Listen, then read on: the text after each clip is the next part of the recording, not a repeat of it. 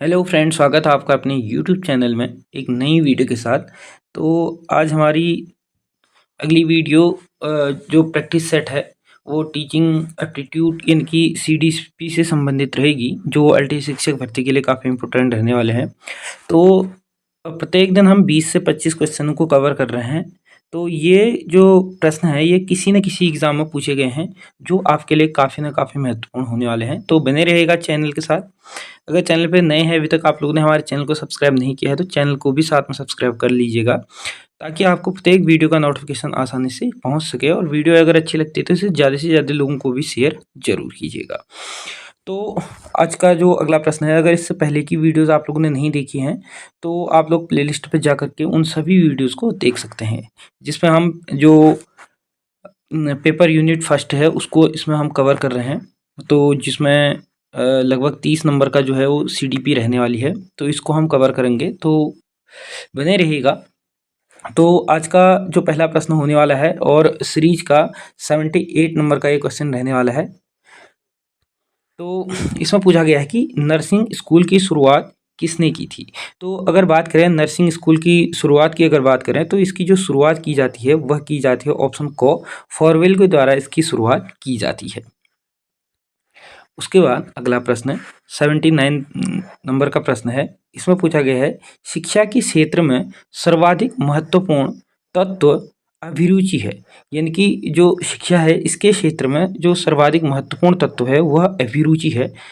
यह विचार किसका था। तो ऐसा विचार देने वाले जो हैं वह कौन है, वह है टीपी नन। ठीक हो गया। यानी कि टीपी नन के द्वारा ये जो अभिरुचि है इसको शिक्षा के क्षेत्र में महत्वपूर्ण तत्व इनके द्वारा बताया गया है। किनके द्वारा? नन महोदय के द्वारा।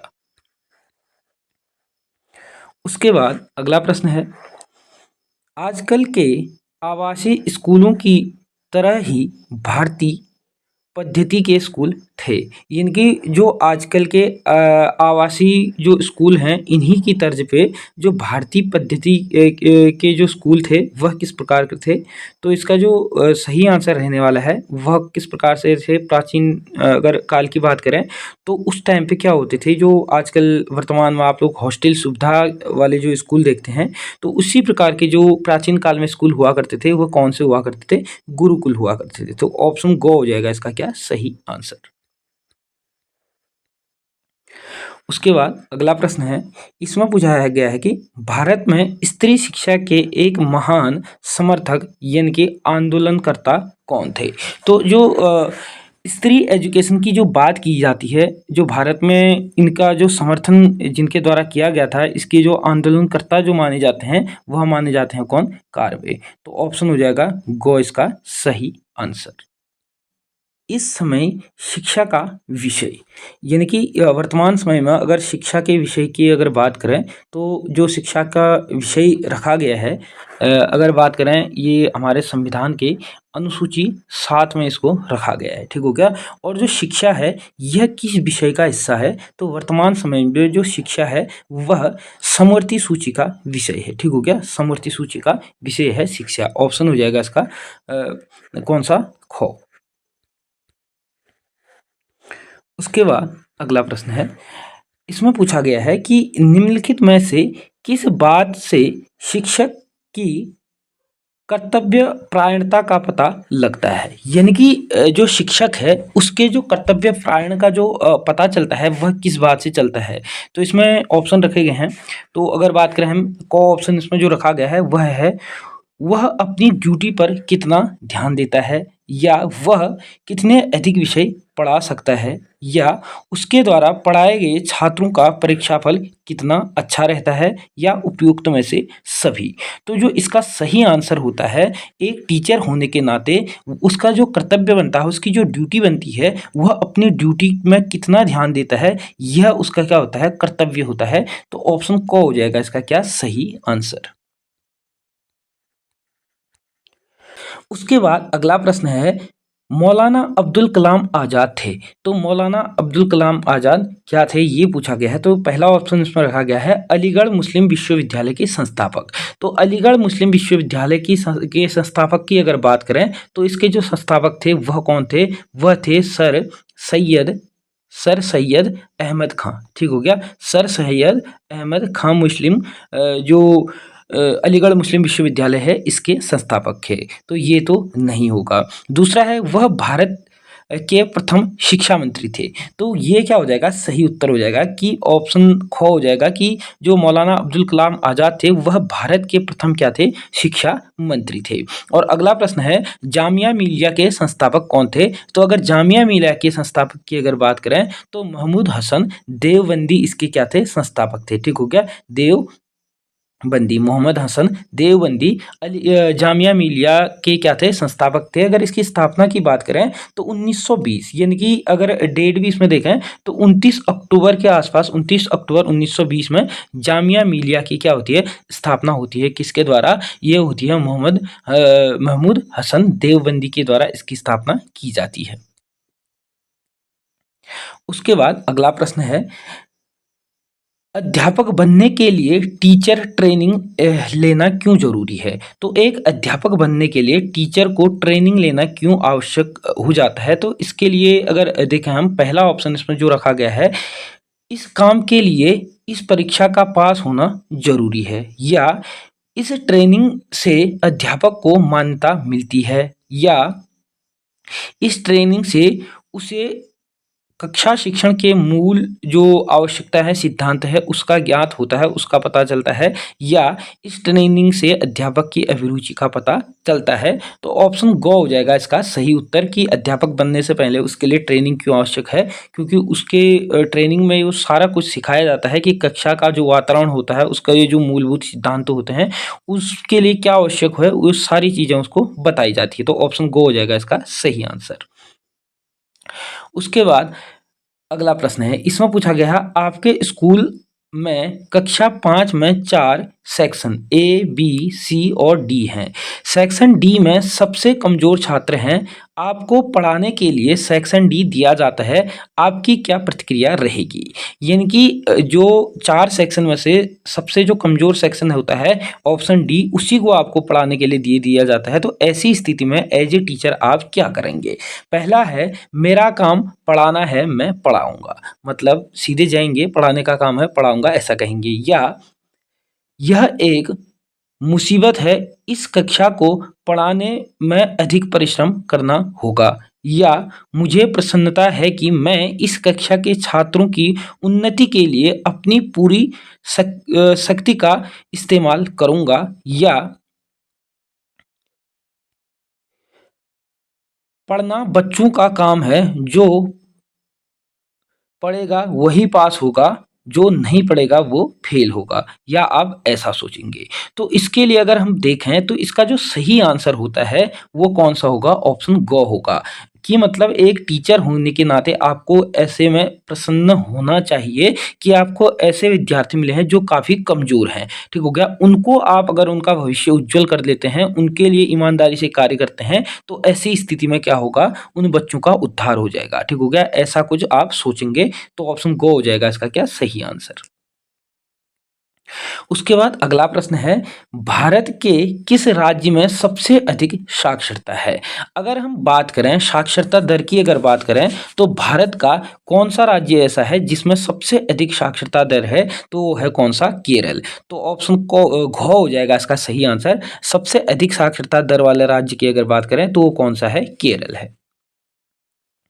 उसके बाद अगला प्रश्न है बच्चों का प्रथम अध्यापक कौन होता है। यानी कि जो बच्चे होते हैं उनका अगर प्रथम अध्यापक की अगर बात करें तो जो बच्चे होते हैं, बच्चे की जो प्राइमरी पाठशाला होती है वह उसका क्या होता है, परिवार होता है। ठीक हो गया, परिवार ही बच्चे का क्या होता है, प्राथमिक पाठशाला होती है। तो ऐसे में उसके जो अध्यापक होंगे, टीचर होंगे, वह कौन होंगे, स्वयं उसके माता पिता होंगे। तो ऑप्शन ग हो जाएगा इसका क्या सही आंसर। उसके बाद अगला प्रश्न है, इसमें पूछा गया है शिक्षण का कार्य है। तो शिक्षण का कार्य जो होता है ऑप्शन क है हर व्यक्ति कर सकता है। ऑप्शन ख में रखा गया है हर व्यक्ति के बस का नहीं है। ऑप्शन ग पढ़ा लिखा व्यक्ति कर सकता है। ऑप्शन घ बहुत से शिक्षक भी नहीं कर पाते हैं। तो अगर शिक्षण की बात करें तो शिक्षण जो होता है वह हर किसी के बस की बात नहीं होती है, यानी कि हर व्यक्ति शिक्षण कार्य नहीं कर सकता है। तो ऑप्शन ख हो जाएगा इसका क्या सही आंसर।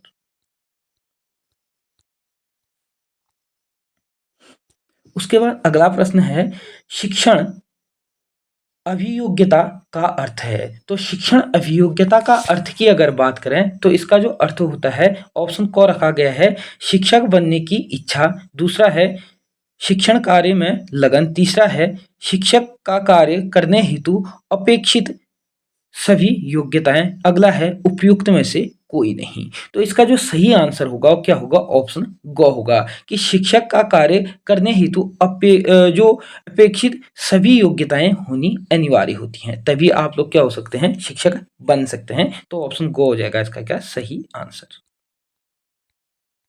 उसके बाद प्रश्न नंबर 91 है अगला प्रश्न। इसमें पूछा गया है, कक्षा में अनुशासनहीनता की समस्या पैदा होने की आशंका रहती है, यदि किस परिस्थिति में ऐसा हो सकता है कि कक्षा में अनुशासनहीनता हो सकती है। पहला ऑप्शन इसमें रखा गया है, बच्चों की आयु में बहुत विषमता हो, बच्चों को व्यस्त रखने के लिए पूरा काम न दिया जाए, यानी कि बच्चों को व्यस्त करने के लिए उनको काम न दिया जाए, या बच्चों की संख्या मानदंड से बहुत अधिक है, उपयुक्त में से सभी। तो इसका जो सही आंसर होगा 91 का, वह कौन सा होगा, वह होगा कि बच्चों को व्यस्त रखने के लिए जो उनका कार्य है वह आपके द्वारा नहीं दिया जा रहा है, ऐसी स्थिति में अनुशासनहीनता पैदा होने की क्या है, संभावनाएं बनी रहती है। तो ऑप्शन ख हो जाएगा इसका क्या सही आंसर। उसके बाद अगला प्रश्न है, इसमें पूछा गया है कि यदि शिक्षक किसी छात्र के साथ ऐसा व्यवहार करे जैसे वह छात्र यानी कि बुद्धू हो तो इस बात का भय है कि वह छात्र, यानी कि यदि कोई शिक्षक किसी छात्र के साथ ऐसा व्यवहार कर देता है जैसे वह क्या है, छात्र जो होता है वह बुद्धू हो, तो इस बात का भय है कि वह छात्र क्या कर सकता है, यानी कि छात्र में ऐसी स्थिति में क्या होगा, तो हीन भाव से ग्रसित हो जाएगा। ऑप्शन ए ही इसका सही उत्तर हो जाएगा। अगर अगला देखें हम, अध्यापक की आज्ञा का उल्लंघन करेगा। अगला प्रश्न अगर देखें तो अगर इसका ऑप्शन देखें तो खूब मेहनत से पढ़ाई करके सिद्ध कर देगा कि वह अध्यापक की राय गलत थी या स्कूल छोड़कर अन्यत्र चला जाएगा। तो सबसे पहला जो सटीक आंसर इसमें बैठता को कि अगर कोई टीचर उसको बुद्धू है और उसको चिढ़ाता है, ऐसी स्थिति में क्या हो जाएगा, उसमें अंदर से हीन भावनाएं पैदा हो जाएंगी, हो सकता है वो फिर स्कूल भी आना बंद कर दे। इसके बाद अगला प्रश्न, इसमें पूछा गया है, नीचे अच्छे शिक्षण की कुछ विशेषताएं दी हुई हैं, इसमें कौन सी गलत है, यानी कि आपको गलत यानी कि रॉन्ग जो ऑप्शन है वो छांटना है। तो पहला इसमें कहा गया है कि जो अच्छा शिक्षण होता है वह आदेशात्मक होता है, या अच्छा शिक्षण प्रेरणादायक होता है, या अच्छा शिक्षण सुनियोजित होता है, या अच्छा शिक्षण पथ प्रदर्शक होता है। तो जो इसका गलत आंसर हम देखेंगे वो कौन सा हो जाएगा, ऑप्शन को हो जाएगा। अच्छा शिक्षण जो होता है वो कभी भी आदेशात्मक नहीं होता है, यानी कि आदेश देने वाला शिक्षण कभी भी अच्छा नहीं माना जाता है। उसके बाद अगला प्रश्न है, सीखने का मुख्य तत्व है। तो सीखने का जो मुख्य तत्व होता है वह क्या होता है, सीखने की इच्छा, सही है, प्रेरणा, अनुकूल परिवेश। तो ये सारे के सारे क्या हो जाएंगे, सही हो जाएंगे। सीखने के लिए जो सीखने की इच्छा होनी चाहिए, प्रेरणा भी यानी कि जो मोटिवेशन होता है वो भी काफ़ी कारगर होता है, और अनुकूल परिवेश यानी कि इन्वायरमेंट का भी काफ़ी इसमें क्या होता है, रोल रहता है। तो ऑप्शन हो जाएगा इसका क्या सही आंसर। उसके बाद अगला प्रश्न है, अभिप्रेरणा, यानी कि अगर बात करें मोटिवेशन, अभिप्रेरणा क्या चीज होती है। तो अभिप्रेरणा की अगर बात करें तो पहला ऑप्शन है, इसमें रखा गया है, उस अनुकूल परिस्थिति को कहते हैं जिसमें बच्चा सीखता है, या बालकों को नई बातें सीखने को उत्साहित करता है, या अभिप्रेरणा और सीखने की इच्छा दोनों ही एक ही बात है, या अभिप्रेरणा का परीक्षण का परिणाम है। तो ऑप्शन ख हो जाएगा इसका। अभिप्रेरणा जो होती है वह क्या करता है, बालकों को नई बातों सीखने के लिए उत्साहित करता है, उत्तेजित करता है। तो ऑप्शन ख हो जाएगा इसका क्या सही आंसर। उसके बाद अगला प्रश्न है, अच्छे शिक्षक को किसका ज्ञान होना चाहिए? यानी कि एक अच्छे शिक्षक होने के नाते उसको किस चीज़ों का ज्ञान होना चाहिए? बाल मनोविज्ञान का या शिक्षा मनोविज्ञान का या व्यावहारिक मनोविज्ञान का? तो एज ए टीचर एक शिक्षक होने के नाते इन सभी बातों को का उसको क्या होना चाहिए? नॉलेज होना चाहिए, ज्ञान होना चाहिए। तो उपरोक्त में से सभी इसका क्या हो जाएगा? सही आंसर हो जाएगा। उसके बाद अगला प्रश्न है, इसमें पूछा गया है शिक्षक के क्रियाशीलता के सिद्धांत का क्या अर्थ है? तो शिक्षक के क्रियाशीलता के जो सिद्धांत है उसका अगर सिद्धांत का अगर अर्थ देखें तो इसका जो अर्थ होता है वो क्या होता है? जैसे अगर देखें पहला ऑप्शन इसमें रखा है, शिक्षक को कक्षा में अत्यधिक क्रियाशील होना चाहिए या बालक क्रियाशील होते हैं, उन्हें करके सीखने का अवसर दिया जाना चाहिए या क्रियाशील बालकों को काम में व्यस्त रखना चाहिए, अन्यथा वे अनुशासनहीन बन जाते हैं या उपयुक्त में से सभी। तो कभी भी जो शिक्षण होता है वह उसका जो मुख्य उद्देश्य होता है वह करके सीखना, यानी कि करके सीखने से क्या होता है? बच्चा अधिक सीखता है। यानी कि क्रियाशीलता का सिद्धांत अगर देखें तो वो किस प्रकार के सिद्धांत होते हैं? उसमें करके सीखने का सिद्धांत है। तो ऑप्शन ख हो जाएगा इसका क्या? सही आंसर। उसके बाद अगला प्रश्न है, शिक्षा के प्रेरणा के सिद्धांत का क्या अर्थ है? तो शिक्षा के प्रेरणा के सिद्धांत का अगर अर्थ की अगर बात करें, इसका जो अर्थ होता है वह क्या होता है? पहला ही ऑप्शन इसका सही है, प्रेरणा छात्रों में रुचि उत्पन्न करती है। या अगर अगला देखें, प्रेरणा छात्र में स्मरण शक्ति तीव्र करती है या प्रेरणा छात्र में अनुभव प्रदान करती है या प्रेरणा छात्र में नए अनुभव को पुराने अनुभव से जोड़ती है। तो इसका जो सही उत्तर होता है वह कौन-सा हो जाएगा? इसका किसका? कि शिक्षा में प्रेरणा जो सिद्धांत होता है उसका जो अर्थ होता है वो क्या होता है? प्रेरणा छात्र में जो रुचि है, रुचि को क्या करती है? उत्पन्न करती है। तो ऑप्शन क हो जाएगा इसका क्या? सही आंसर। उसके बाद अगला प्रश्न है, शिक्षा का रुचि का सिद्धांत बताता है, यानी कि शिक्षा का जो रुचि का सिद्धांत है वह क्या बताता है? तो वह बताता है क्या? ऑप्शन इसमें देखते हैं हम, शिक्षक को अपने छात्रों को पढ़ाने में रुचि लेनी चाहिए या शिक्षक को बालक में सीखने की रुचि पैदा करनी चाहिए या रुचि में छात्रों का जीवन संवरता है या छात्रों को जिस कार्य में रुचि नहीं होती है उसे वे मन लगाकर नहीं करते हैं। तो इसका जो सही आंसर हो जाएगा कि जो रुचि का सिद्धांत है उसका जो सही आंसर होगा इसमें कौन-सा होगा? कि छात्रों को अगर किसी कार्य को करने में रुचि नहीं होती है तो उसमें मन लगाकर वह कार्य नहीं करते हैं। तो ऑप्शन घ हो जाएगा इसका क्या? सही आंसर। उसके बाद अगला प्रश्न है कि छात्र को क्या और कितना पढ़ाया जाए, इस बात का निर्णय अध्यापक करता है। यह शिक्षा के किस सिद्धांत के अंतर्गत आता है? तो शिक्षा के सिद्धांत की अगर बात करें तो यह चयन का सिद्धांत के अंतर्गत आता है कि कितना पढ़ाना है, क्या पढ़ाना है, यह कौन तय करता है? शिक्षक तय करता है। तो शिक्षा के यह सिद्धांत के अंतर्गत जो आता है वह चयन सिद्धांत के अंतर्गत ये आता है। तो ये थे कुछ चुनिंदा प्रश्न। तो वीडियो अच्छी लगी तो इसे ज़्यादा से ज़्यादा लोगों को शेयर जरूर कीजिएगा। चैनल पे नए हैं तो चैनल को सब्सक्राइब भी साथ में जरूर कीजिएगा और बेल आइकन को भी प्रेस कीजिएगा ताकि इसी प्रकार की वीडियो आप लोगों तक आसानी से पहुंच सके। धन्यवाद।